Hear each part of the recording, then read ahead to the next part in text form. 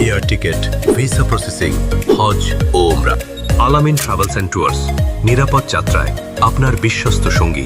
একটা দোয়ার আয়োজন করেছে মাসুম বাচ্চা সকলকে নিয়ে আমরা দোয়া করবো এবং আপনাদের কাছে দোয়া চাবো। আমরা সকলে মন করে দোয়া করবো।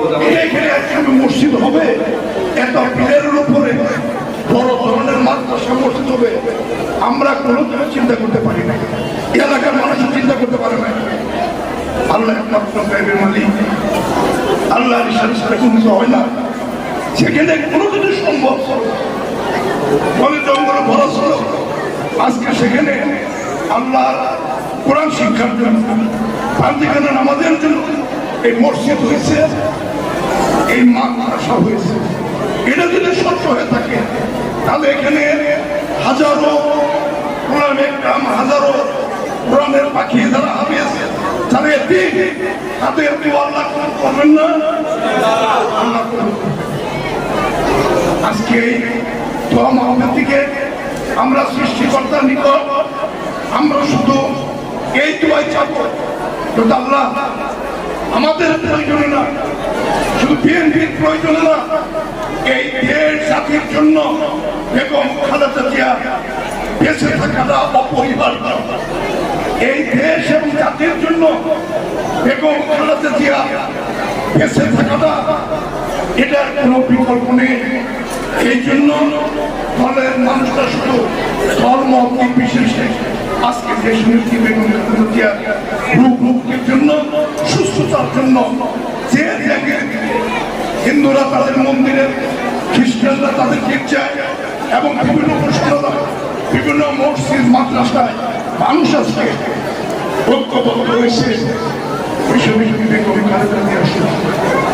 আজকে আমরা এই মজলিস থেকে আমরা পরম সৃষ্টিকর্তার নিকট আমরা আহ্বান রাখতে চাই।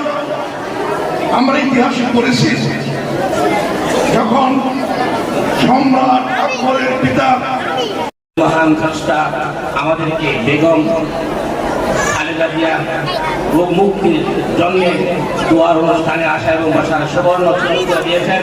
মহান স্রষ্টা দরবারে সকলে জ্ঞাপন করছি, সকলে মিলে আলহামদুলিল্লাহ। উপমহাদেশ শেষে জনগণের নেত্রী হিসাবে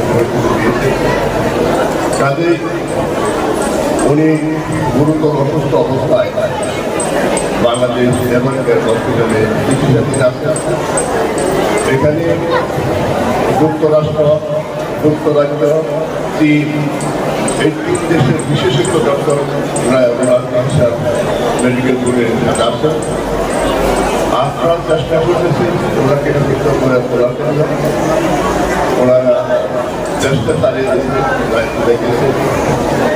এখন অত্যাধুনিক যন্ত্রপাতি ও আধুনিক চিকিৎসা সেবা নিয়ে পপুলার ডেন্টাল কেয়ার এখন আপনার শহর বেলকুচির মুকুন্দগাতিতে। আমাদের ঠিকানা মুকুন্দগাতি বাজার, গার্লস স্কুলের সামনে, তালুকদার মার্কেটের দ্বিতীয় তলা, বেলকুচি, সিরাজগঞ্জ।